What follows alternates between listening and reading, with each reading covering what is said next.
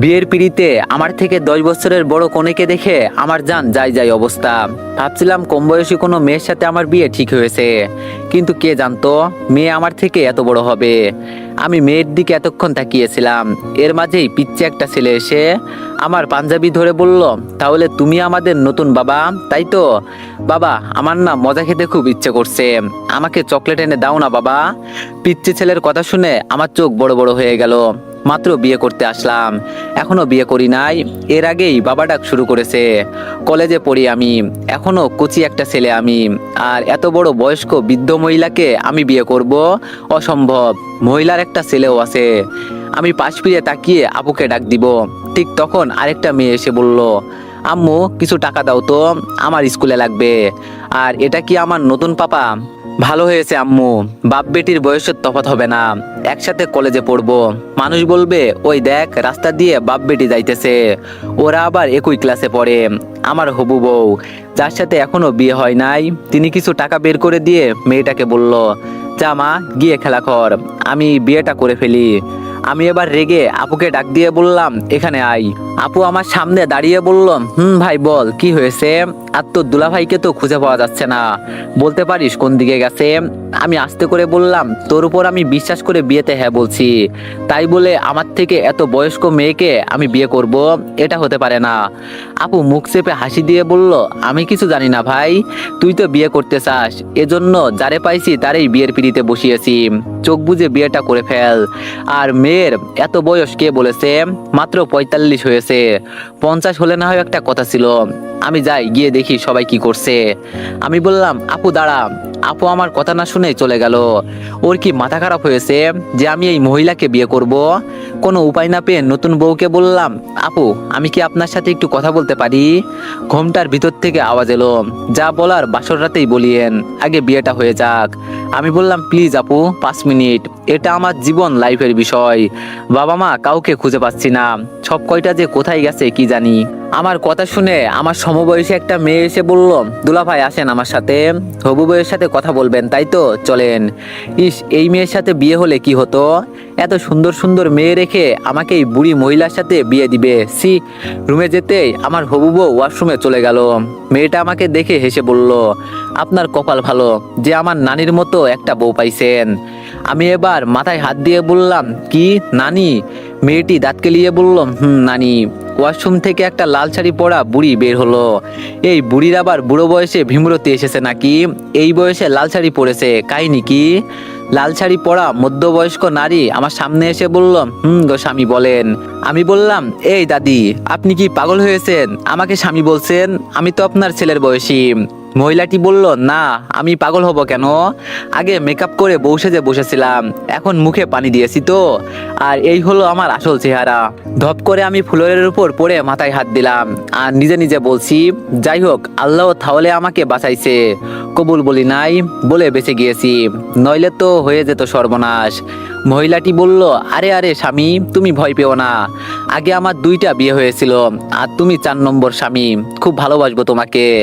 আমি বললাম, কি বললেন? আমি কয় নম্বর স্বামী হতে চলেছি? মহিলাটি বলল, 4 নম্বর। আমি বললাম, আর তোমার বিয়ে হয়েছে কয়টা? মহিলাটি বলল, কেন 2টা? আমি বললাম, ওরে আল্লাহ, এই মহিলা কয় কি? আমি নাকি 4 নম্বর স্বামী হতে চলেছি, আর বিয়ে করেছে নাকি 2টা। মহিলাটি বলল, মন খারাপ করো না গো স্বামী, আমি পান চিবিয়ে তোমার মুখে দিব, আর তুমি খাবে, এই দেখো, এভাবে পান মুখে দিলাম। এই কথা বলে মহিলাটা পান খেতে লাগলো। বিছানা থেকে উঠে আমার সামনে দাঁড়িয়ে বলল, হা করো, আমি তোমাকে আমার মুখের পান খাইয়ে দিব, দেখবে অনেক মজা পাবে। এটা হলো স্বামী স্ত্রীর মহব্বত, তুমি তো আমার মহব্বতের স্বামী। মহিলার কার্যকলাপ দেখে আমি জ্ঞান হারিয়ে নিচে পড়ে গেলাম। যখন আমার জ্ঞান ফিরল, তখন দেখি আমি হাসপাতালে, আমার পাশে বাবা মা সহ সবাই বসে আছে। একটু দূরে সেই মহিলাকে দেখে শুধু বললাম, আমি রেগে গেলে কি করব জানো তো বাবা? ওকে এখান থেকে বিদায় করো, নইলে। বাবা আমার রাগ দেখতে পেয়ে মহিলাকে হাতে ইশারা করে বলল চলে যেতে। বাবা বলল, আসলে আমি বললাম, কি বলবে বাবা? আর তুমি কলেজে পড়ুয়া এক অবলা অবশিশু আমি, আর এই মেয়েকে বলছো আমি বিয়ে করব? তোমাদের কি একটুও কমন সেন্স নেই? আপু বলল, আমাদের কমন সেন্স নেই মানলাম, তুই যে সব সময় বিয়ের কথা বলিস, এটা কি ঠিক? এজন্য যাকে সামনে পাইছি তার সাথেই তোর বিয়ে ঠিক করেছি। এবার আমি মূল ঘটনা বুঝতে পেরে বললাম, এই হলো কাহিনী। আমি যে সব সময় বলি বিয়ে করব, এজন্যই কি তোরা আমার সাথে এমনটা করলি? আমার কথা শুনে সবাই হাসতে লাগলো। আম্মু বলল, হরে বাজান, এজন্য এমন নাটক করলাম, আর মেয়েকে কিছু টাকা দিয়েছিলাম, এজন্য আমাদের হেল্প করছে। আমি রাগ করে বেড থেকে উঠে বললাম, আমার তো হার্ট অ্যাটাক হয়ে যেত অল্প কিছুক্ষণ থাকলে। আমার সাথে সবাই মিলে বেইমানি করলে না। আমি আজকের ভিতরে নতুন বউ নিয়ে বাসায় আসবো, এই বলে দিলাম। কি করব না করব এটা আমি জানি না, আমার বউ লাগবে এটাই জানি শুধু। এই কথা বলে বের হয়ে গেলাম। পিছন থেকে বাবা বলছে, হলো এবার, শিক্ষা দিতে চেয়েছিলাম, এখন দেখো ছেলে কি করে। আমি হাসপাতাল থেকে বের হয়ে এই দিক সেই দিক ঘুরতে লাগলাম। রাত অনেকটাই হয়ে গেছে, কিন্তু কোথাও বউ আর খুঁজে পেলাম না। হঠাৎ করে দেখলাম ব্রিজের ধারে একটা মেয়ে দাঁড়িয়ে আছে। ও তো আবার আত্মহত্যা করবে না? না না, এটা হতে দেওয়া যাবে না। কিন্তু এত রাতে একটা মেয়ে এখানে কি করে? ও মনে পড়েছে, অনেক লেখক তো লিখেছে, যদি রাতে কোনো মেয়ে একা দেখো তাহলে বুঝবে সে কষ্ট সহ্য করতে না পেরে আত্মহত্যা করতে এসেছে, নইলে গ্রামের এলাকা থেকে পালিয়ে এসেছে। লেখকরা তাহলে ঠিকই বলেছে। এই সুযোগে আমি গিয়ে মেয়েকে বাঁচিয়ে নিই আর ওকে বিয়ে করে ফেলবো। বুকে হাত দিয়ে বললাম, দেখো বাবা, আজকে তোমার ছেলে গর্ভবতী হয়েছে, এই সুন্দর বউ আমার হবে। এই সুন্দর মেয়েকে বিয়ে করে আমি গর্ভবতী হব, গর্বিত। ধীরে ধীরে মেয়েটার কাছে গেলাম, গিয়েই মেয়েটার হাত ধরে বললাম, না না, তুমি আত্মহত্যা করতে পারো না, আমি বেঁচে থাকতে তুমি আত্মহত্যা করতে পারো না। মেয়েটা আমার দিকে তাকিয়ে বলল, ছাড়েন আমার হাত, আমি এখানে আত্মহত্যা করতে আসি নাই, আমি তো গ্রাম থেকে পালিয়ে আসছি। এই তো পেয়েছি মেয়ে। লেখকরা তাহলে ঠিকই বলছে। আমি হাতে থুতু দিয়ে চুল স্টাইল করে বললাম, আমি হলাম হিরো আলমের ছোট ভাই, ওই কাছের ভাই না, দুঃসম্পর্কের ভাই আর কি। ওই হুক্কা হুয়া কলা খুয়া আর বলতো লালালা, ওই গানটা। মেয়েটি বলল, শুনছি। মেয়েটা আবার কান্না করতে করতে বলছে, আমি এখন কোথায় যাব, কার কাছে যাব? যাওয়ার মতো আমার কোনো জায়গা নেই। আমি বললাম, মানে আপনি আমার সাথে অবশ্যই যেতে পারেন, তবে আর কিছু বলতে না দিয়ে মেয়েটা আমার হাত ধরে বলল, আপনি আমাকে বুকের মাঝে জায়গা দিয়েছেন, আপনার ঋণ আমি কিভাবে শোধ করব? মেয়েটার ছোঁয়ায় অনুভূতিতে আমার কেমন যেন একটা শিহরণ শিহরণ লাগতে লাগলো। ওই একটা গান আছে না, হাত রাখ দে দিল পে যারা। মেয়েটি বলল, কি হলো, চলুন। মেয়েটার কথায় আমার হুঁশ আসলো। আমি তাড়াতাড়ি বললাম, চলুন। বাসায় গিয়ে সবাইকে বলবেন আপনি আমার বউ, নইলে আবার সবাই সন্দেহ করবে। মেয়েটি বলল, কিন্তু। আমি বললাম, এত বড় একটা উপকার করছি আপনার, আর আপনি এটা বলতে পারবেন না? পরে সবাই আমাদের সন্দেহ করে যদি, আমাকে গণফুটানি দেয়। মেয়েটি বলল, আচ্ছা সমস্যা নেই। ইয়েস গুরু ইয়েস, মেয়ে তো পটে গেছে মামা। আমার আনন্দ কে দেখে? যাক, বাবাকে এবার বুক ফুলিয়ে বলতে পারবো, দেখো বাবা, তোমার ছেলে বউ নিয়ে আসছে। আনন্দে তখন বাবার চোখে মুখে পানি এসে যাবে। আমি বললাম, আচ্ছা আপনার নামটা? মেয়েটি বলল, আমার নামটা না হয় অজানা থাক। আমি বললাম, সমস্যা নেই, পরে বলিয়েন। নিরিবিলি রাস্তার কাছে যেতেই মেয়েটা দাঁড়িয়ে গেল। আমি বললাম, কি হলো, দাঁড়িয়ে গেলেন যে? মেয়েটা ধপ করে ব্যাগ থেকে চাকু বের করে আমার সামনে ধরে বলল, যা আছে সবকিছু বের করে দে, নইলে এই চাকু কিন্তু পেটের মাঝে ঢুকিয়ে দেব। এক নিমিষেই আমার হাসি উদাও হয়ে গেল। তাহলে এই মেয়ে একজন কিডন্যাপার, খাইছে রে আমাকে। আমি সাথে সাথে হাত উঁচু করে বললাম, তাহলে আপনি গ্রাম থেকে পালিয়ে আসেন নাই? মেয়েটা হু হু করে হাসতে হাসতে বলল, তোর মতো আবুল্লাহ ছেলে আমি খুব কমই দেখেছি। অবশ্য আমার এতে ভালোই হয়েছে, তোরে পটাইতে হয় নাই, উল্টা আমাকে পটাইলি তুই। কিন্তু লাভ হলো না, আহারে আফসোস। তাড়াতাড়ি সবকিছু বের করে দে বলছি, নইলে ঢুকিয়ে দিব। আমি পকেট থেকে মানি ব্যাগ বের করে বললাম, ফোন বাসায় রেখে আসছি, এটাই আছে শুধু।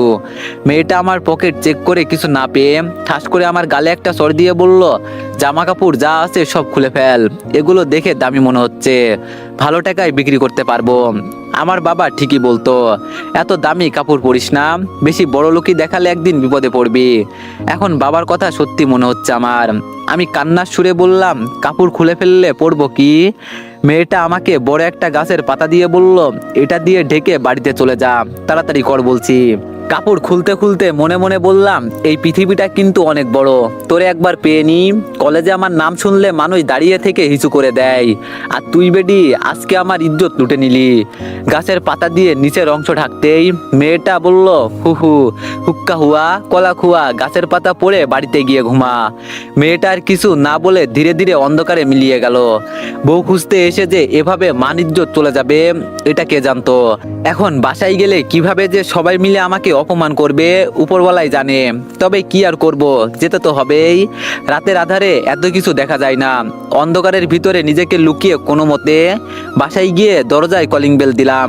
আম্মা দরজা খুলে দিয়ে বলল, কই বাবা, বউ আনলি দেখি।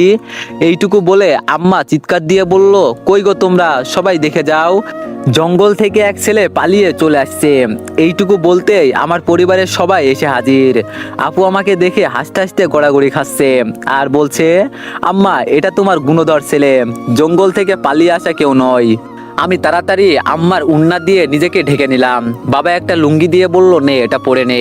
আমি লুঙ্গি পরে সোফায় বসে কান্না করতে করতে বললাম, আর জীবনে বিয়ে করব না আমি, আমার এখন উচিত শিক্ষা হয়ে গেছে। আপু বলল, কি হয়েছে ভাই, আমার একটু খুলে বলতো। আমি এবার সবকিছু বলে দিলাম। সবাই সবকিছু শুনে হাসতে হাসতে গড়াগড়ি খাচ্ছে।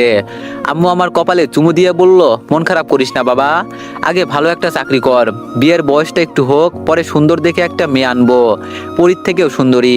আমি আম্মুকে জড়িয়ে ধরে বললাম, বাবা আমার হাতে আমার ফোনটা দিয়ে বলল, দেখতো কে কল দিচ্ছে। সেই কখন থেকে কল দিয়েই যাচ্ছে। ফোনটা হাতে নিয়ে দেখলাম রুদ্রের অনেকগুলো মিস কল ভেসে আছে।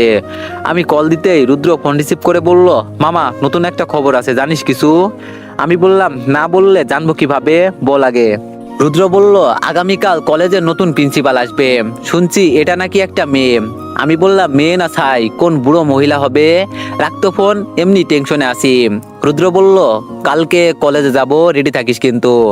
আমি বললাম, যাব না। রুদ্র বলল, সে দেখা যাবে। আমি আর কিছু না বলে কল কেটে দিলাম। সবার সাথে হালকা পাতলা কিছু খেয়ে রুমে গিয়ে ঘুমিয়ে গেলাম। সকালে ঘুম থেকে উঠে দেখলাম আমার মাথার পাশে রুদ্র বসে আছে। ঘুম ঘুম চোখে ওকে দেখে বললাম, কিরে এত সকাল সকাল তুই এখানে? রুদ্র বলল, কালকে তোরে কি বলছিলাম মনে আছে, আর তুই এখনো বিছানায়? আমি বললাম, দেখ সকাল সকাল বিরক্ত করিস না, আমি এখন ঘুমাবো, যা তো এখান থেকে। রুদ্র বলল, রাতে নাকি গাছের পাতা পড়ে বাসায় আসছিলি, কোন মেয়ে নাকি তোর সবকিছু খুলে রেখে দিয়েছে। সিসি বন্ধু, শেষ পর্যন্ত এইসব শুনতে হয়েছে। যদি না যাস তাহলে এই কথা কিন্তু কলেজে সবাইকে বলে বেড়াবো। আমি এবার বিছানা থেকে উঠে বললাম, সবকিছু তোরে আপু বলছে তাই তো? এই আপুও না। রুদ্র বলল, একটা মেয়েকে তুই কন্ট্রোল করতে পারিস নাই। আমি বললাম, তখন আমার অবস্থা খারাপ ছিল, তুই দাঁড়া আমি ওয়াশরুম থেকে আসি। রুদ্র বলল, আচ্ছা তাড়াতাড়ি কর, আবার দেখিস ভিতরে বসে বিয়ের চিন্তা করিস না, তুই তো আবার বিয়ে পাগল। ওয়াশরুমে গিয়ে সকাল সকাল গোসল করে নিলাম। যেই গরম পড়েছে বাবা, বাসা থেকে বের হলে মনে হয় শরীর পুড়ে যাবে। রেডি হয়ে টেবিলে গিয়ে নাস্তা করতে বসলাম। খাওয়া শেষ হতেই রুদ্রকে নিয়ে কলেজের উদ্দেশ্যে রওনা দিলাম। কলেজের মাঠে যেতেই পাভেল এগিয়ে এসে বলল, কি মামা আজকে সকাল সকাল কলেজে চলে এলি? ও আমি তো ভুলেই গিয়েছিলাম যে আজকে আমাদের কলেজের নতুন প্রিন্সিপাল ম্যাম আসবে, এজন্য তুই আসলি না। আমি বললাম, তোরা সবসময় উল্টাপাল্টা কথা বলিস, এগুলো কিন্তু আমার ভালো লাগে না, আমি আসতে চাই নাই কিন্তু। রুদ্র বলল, কি মামা সবাইকে বলবো নাকি যে? আমি বললাম, হয়েছে থাক ভাই, কাউকে কিছু বলতে হবে না, এখন চল ভিতরে। কলেজের ভিতরে গিয়ে কিছুক্ষণ বসতেই রুদ্র বলল, চল এখন মাঠে যাই, সবাই ফুল নিয়ে নতুন প্রিন্সিপাল ম্যামকে শুভেচ্ছা জানাবে, আমরা গিয়ে সামিল হই। ওদের কথা মতো ফুল নিয়ে মাঠে দাঁড়ালাম। হঠাৎ করে মাথায় দুষ্ট একটা বুদ্ধি এলো। অনেকদিন হলো রেগিং করা হয় না, ওদের বলতেই ওরাও রাজি হয়ে গেল। সবাইকে নিয়ে কলেজের গেটে গিয়ে দাঁড়ালাম। পাভেল আমার চোখে চশমা দিয়ে বলল, মামা আজকে আমরা তোর পাওয়ার দেখতে চাই। এখন এই গেট দিয়ে যে কেউ আসলে তুই তাকে হেনস্থ করবি, যেভাবে পারিস ওকে অপমান করবি, বাকিটুকু আমরা সামলে নিব। আমি বললাম, এইটুকু করলে হবে তো? ওরা বলল, হবে। আমরা গিয়ে আড়ালে দাঁড়ালাম, তুই তোর কাজ কর। আমি কিছু দোয়া দুরুদ পরে বুকে ফু দিলাম। মান সম্মানটা বেঁচে গেলেই হলো, শুধু একটু স্টাইল নেওয়ার জন্য একটা সিগারেট জ্বালিয়ে নিয়ে টানতে লাগলাম। দূর থেকে কালো শাড়ি পরা একটা মেয়ে দেখা যাচ্ছে, চোখে আবার কালো একটা চশমা, দূর থেকে চেহারা এত স্পষ্ট দেখা যাচ্ছে না। এই মেয়ে এখানে না আসলেই হলো। মেয়েটা যত কাছাকাছি আসছে তত যেন আমার হৃদয় স্পন্দনের আওয়াজ বেড়ে যাচ্ছে। একটু কাছাকাছি আসতেই মেয়েটাকে দেখে বললাম, ইস, এমন একটা মেয়ে যদি আমার বউ হতো তাহলে সারা জীবন আমি ওর পা ধুইয়ে দিতাম। কি সুন্দর গোলগাল চেহারা। কি এই মেয়ে তো দেখি আমার থেকেও বয়স অনেক বড় হবে। এই খাইছে রে, এই মেয়েকে এখন অপমান করতে হবে। এক তো সুন্দরী, তার উপর আবার সিনিয়র, না জানি রাতের মতো আমার অবস্থা খারাপ করে দেয়। বন্ধুদের ইশারা করে বললাম, প্লিজ আমাকে মাফ করে দে, আমার দ্বারাই এই কাজ হবে না। ওরা বলল, সাহস রাখ মনে বন্ধু, তোরে দিয়েই হবে। যদি তুই তোর সাহসের পরিচয় দিতে পারিস তাহলে আমার পক্ষ থেকে তোরে টিট দেওয়া হবে। না, ওরা আর ছাড়বেই না আমাকে। মেয়েটা কাছাকাছি আসতেই চোখ বন্ধ করে দিলাম। এত সুন্দর মেয়ে দেখার ভাগ্য আমার কখনো হবে ভাবতেই পারিনি। কি স্মার্ট মেয়ে, ও শরীর থেকে চকলেট ফ্লেভারের একটা ঘ্রাণ ভেসে আসছে। কি আমি সবকিছু ভুলে যাচ্ছি কেন? মেয়েটা চলে গেলে আমার সারে সর্বনাশ হয়ে যাবে। আমি এবার পা দিয়ে মেয়েটার যাওয়ার পথ আটকে দিলাম যাতে মেয়েটা আর যেতে না পারে। মেয়েটা আমার সামনে এসে দাঁড়িয়ে চোখ থেকে চশমা খুলে ইশারা করে বলল, এই যে মিস্টার, পা সরান, আমি ভিতরে যাব। ইস, এই মেয়েকে আমার অপমান করতে হবে। কথার মাঝে মধু ঝরে পড়ছে মনে হচ্ছে। তবে কি করার, কথা দিয়েছি তো সেই কথা পালন করতেই হবে। আমি এবার বললাম, কি আমি পা সরাবো? এটা কি তোর বাবার কলেজ যে তুই এখন ভিতরে যাবি? মেয়েটা আমার কথা শুনে মোটেও রেগে যায়নি। আস্তে করে বলল, আমি কে জানো তো, ঝামেলা না করে আমার রাস্তা ছাড়ো, আমাকে ভিতরে যেতে হবে। আমি বললাম, এমন এক থাপ্পড় দিব না, এক চড়ে সকল দাঁত পড়ে যাবে। বড় ভাইদের কিভাবে সম্মান করতে হয় তা জানিস না বুঝি তুই? মেয়েটা এবার হাসি দিয়ে বলল, ও তুমি আমার বড় ভাই? দেখে তো মনে হচ্ছে এখনো ফিডার খাও, বাচ্চা একটা পোলা। আমি তোমার থেকে অনেক বছরের সিনিয়র, আর সিনিয়রদের কিভাবে সম্মান করতে হয় জানো না? আমি বললাম, তোর সিনিয়র দিয়ে তুই পানি খা, এই নে রুমাল, এখন আমার জুতা পরিষ্কার করে দে। এতক্ষণ মেয়েটা ভালোই ভালোই কথা বলছিল, কিন্তু আমার এই কথা শুনে চোখ লাল করে বলল, তুই চিনিস আমি কে? আমি বললাম, তোরে চিনে আমি কি করব? তুই কি এই শহরের ডন নাকি পাতি নেতা যে তোরে চিনতে হবে? মেয়ে বলে কিছু করছি না, তাড়াতাড়ি আমার পায়ের জুতা মুছে দে বলছি। মেয়েটা যেই আমাকে চড় দিতে হাত তুলবে ঠিক তখন আমি ওর হাত ধরে টান দিয়ে পিছনে পেঁচিয়ে আমার বুকের সাথে চেপে ধরে বললাম, আজকের মতো ছেড়ে দিলাম। তুই হয়তো আমার পরিচয় জানিস না, জানলে হয়তো। মেয়েটা আমাকে কিছু বলতে না দিয়ে আমাকে ছাড়িয়ে বলল, তুই চিনিস আমি কে? আমার সাথে বিয়াদবি করার ফল কি হতে পারে তোর ধারণা কি আছে? আমি হাতে থাকা সিগারেট মেয়েটার মুখে চেপে ধরলাম। মেয়েটা কোনো কিছু বুঝতে না পেরে এক টান দিয়ে কাশতে লাগলো। অবশেষে মেয়েটা যেতে যেতে বলল, তোরে আমার দেখার আছে কিন্তু। আমি মনে মনে শুধু এটাই ভাবছি, আহা, মেয়েটাকে যখন জড়িয়ে ধরছিলাম তখন কি যে এক অনুভূতি তৈরি হয়েছিল বলার বাইরে। আড়াল থেকে সবাই বের হয়ে আমার প্রশংসা করতে লাগলো। সবাই বলছে আমি খুব সাহসী। যাক, অবশেষে আমি আমার সাহসের পরিচয় দিতে পারলাম। সবার সাথে ফুল নিয়ে লাইনে দাঁড়ালাম। রুদ্র বলল, মামা, প্রিন্সিপাল ম্যাম যদি একটা মেয়ে হয়? আমি বললাম, এত বছর পড়াশোনা করছে আর এখনো মেয়ে আছে তোর মনে হয়? গিয়ে দেখ, হয়তো 10 বাচ্চার মা। আমাদের ইংরেজি স্যার বলেছে সবাই ফুল নিয়ে রেডি হয়ে যাও, আমাদের নতুন প্রিন্সিপাল ম্যাডাম আসছে। আমি সবার মতো চুপচাপ দাঁড়িয়ে আছি। যখন প্রিন্সিপাল ম্যাম মাঠে প্রবেশ করলো তখন তো ওনাকে দেখে আমার অবস্থা খারাপ হয়ে গেল। কিছুক্ষণ আগে গেটে যাকে র্যাগিং করলাম এটাই সেই মেয়ে। ভয়ে তো আমার পুরো শরীর এবার কাঁপতে লাগলো। শেষমেশ উনি আমাদের প্রিন্সিপাল ম্যাম হলো। রুদ্র তো আমার কাঁপাকাঁপি দেখে বলল, মামা তুই তো শেষ, আমি তোর ভবিষ্যৎ অন্ধকার দেখতে পারছি। আমি রেগে বললাম, শালা তোরা আমার বন্ধু নাকি শত্রু? এখন আমার কি হবে? উনি আমাকে দেখলে আমার মাথা ফাটিয়ে দিবে। আমি গেলাম। রুদ্র আমার হাত ধরে বলল, তুমি কই যাও মামা? চুপচাপ দাঁড়িয়ে থাকো, কিছুই হবে না। আমি বললাম, এখান থেকে শুধু বিদায় হই, পরে তোরে দেখাচ্ছি। রুদ্র বলল, সেই পর্যন্ত তুই বেঁচে থাকবি না। ভাবা যায় তুই কি না প্রিন্সিপাল ম্যামের সাথে র্যাগিং করলি। পাশে থাকা একটা ছেলে বলল, আরে তোরা সবাই চুপ থাকতো, রিয়া ম্যাডাম আসছে, কথা বলবি না। ও, তার মানে আমাদের নতুন প্রিন্সিপাল ম্যামের নাম রিয়া? নামটা তো খুব সুন্দর, বেশ পছন্দ হয়েছে আমার। আমাদের সামনে এসেই ম্যাডাম দাঁড়িয়ে গেল। তবে আজকে কি আমার সেই দিন? এখান থেকে কোনো মতে বেঁচে ফিরতে পারলেই হলো। ম্যাডাম চোখ থেকে চশমা খুলে আমাকে বলল, এই ছেলে তোর নাম কি? আমিও মজা করে বললাম, জি ম্যাডাম, আমার নাম কুদ্দুস বয়াতি। আমার কথা শুনে সবাই হাসতে লাগলো, কিন্তু স্যার ধমক দিতেই সবাই চুপ হয়ে গেল। স্যার আমাকে বলল, ম্যাডামের সাথে কোনো বেয়াদবি করবে না, উনি তোমাদের মতো মূর্খ নয়, বিদেশ থেকে লেখাপড়া শেষ করে আমাদের অনুরোধে এখানে আসছে। সো কথাবার্তা একটু হুশ করেই বলবে সবাই। আশা করি নতুন ম্যাডামের সাথে কেউ বেয়াদবি করবে না। রিয়া ম্যাডাম চোখ থেকে চশমা খুলে আমার হাতে সেই আমার রুমালটা দিয়ে বলল, আমি তো তোর গুরুজন, সম্মানীয় একজন শিক্ষক। রাস্তা দিয়ে হেঁটে আসতে আসতে পায়ে ময়লা জমে গেছে, একটু পরিষ্কার করানোর দরকার ছিল। পাশ থেকে স্যার বলল, এটার এমন কি ম্যাডাম? দীপু, ম্যাডামের পায়ের ময়লা পরিষ্কার করে দাও তো। আমি বললাম, কিন্তু স্যার। স্যার বলল, কোনো কিন্তু শুনতে চাই না, যা বলছি তাই করো। রুমালটা হাতে নিয়ে আস্তে করে বললাম, নিজের মাথায় নিজে কুড়াল দিলাম। কেন যে আমি ওদের কথা শুনতে গেলাম?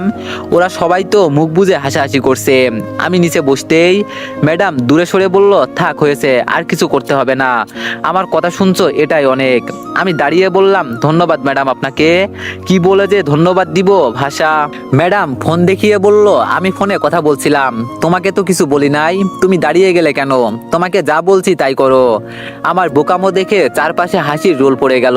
স্যার ধমক দিয়ে বলল, এই ছেলে, তোমাকে ম্যাডাম কি বললো তুমি শোনো নাই? এখনো বিয়াদবের মতো দাঁড়িয়ে আছো। রাগে এখন আমার শরীর ফেটে যাচ্ছে।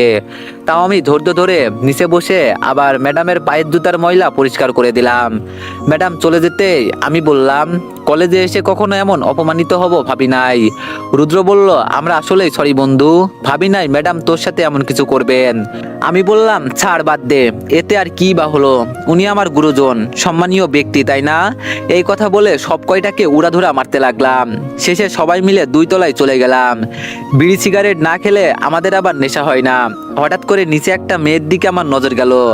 এটা তো রাতের সেই মেয়ে যে আমার কাছ থেকে রাতে সবকিছু নিয়ে গিয়েছিল। আমি তাড়াতাড়ি সিঁড়ি বেয়ে নিচে নামতে লাগলাম, কিন্তু নিচে গিয়ে দেখি মেয়েটা উধাও হয়ে গেল। যাক বাবা, এই অল্প সময়ের ভিতরে মেয়েটা আবার কই হারিয়ে গেল? রুদ্র বলল, কিরে মামা, কি হয়েছে, এভাবে দৌড়ে আসলি কেন? আমি বললাম, রাতে আমার সাথে যা কিছু হয়েছিল এটাই সেই মেয়ে, ওরে এখানে দেখছিলাম কিন্তু উধাও হয়ে গেল। রুদ্র বলল, এই কলেজে থাকলে অবশ্যই পাবি, চিন্তা করিস না, ও আমার বন্ধুকে। আমি বললাম, আরে বেটা থাক, ওরা শুনতে পারলে তোর খবর আছে। এর মাঝে সিনিয়র এক ভাই এসে বলে গেল, আমাকে নাকি প্রিন্সিপাল ম্যাডাম ডাকছে। রিয়া ম্যাডামের নাম শুনে আমার শরীরে মরিচের মতো জ্বালাতে লাগলো। এতগুলো মানুষের সামনে উনি আমাকে দিয়ে উনার জুতা পরিষ্কার করালেন। পাবেল আমার ঘাড়ে হাত দিয়ে বলল, এত রেগে গেলে হবে না মামা, যাই করিস না কেন মাথায় রাখিস, উনি এই কলেজের প্রিন্সিপাল। যদি একবার আমাদের উপর লালকালি বসিয়ে দেয় তাহলে আমাদের পড়াশোনা জীবনের জন্য বন্ধ হয়ে যাবে। আমি পাভেলের কথা শুনে চুপচাপ প্রিন্সিপাল ম্যামের রুমের দিকে যেতে লাগলাম। ওরা আমার পিছনে আসছে। দরজার সামনে গিয়ে বললাম, ম্যাডাম আমি কি ভিতরে আসবো? রিয়া ম্যাডাম বসে বসে বিস্কুট খাচ্ছিল আর ফোনে কি দেখে হাসছিল। আমার কথা শুনতে পেরে বলল, আসো, তোমার জন্য অপেক্ষা করছিলাম। আমি ভিতরে গিয়ে ওনার টেবিলের সামনে দাঁড়িয়ে বললাম, জি ম্যাডাম বলেন। ম্যাডাম বলল, এখন ম্যাডাম বলছো, আমাকে তখন তো তুই করে বলছিলে, আর কি জানো মনে পড়ছে না। আমি বললাম, সরি ম্যাডাম, আমি বুঝতে পারি না এটা আপনি ছিলেন। ম্যাডাম বলল, তোর কত বড় সাহস, তুই আমার কলেজের মেয়েদেরকে র্যাগিং করিস? এমন বড় সাহস তোরে কে দিয়েছে?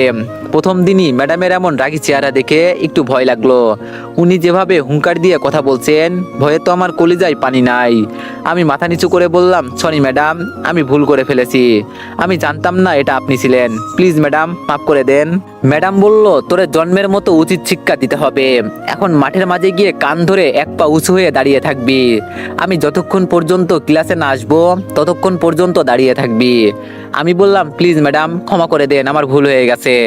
ম্যাডাম দাঁড়িয়ে চড়ে চিৎকার দিয়ে বলল, প্রথম দিন আমাকে রাগাবি না, আমি যেটা করতে বলছি সেটা কর, নইলে তোর বাপ মাকে ডেকে অপমান করব।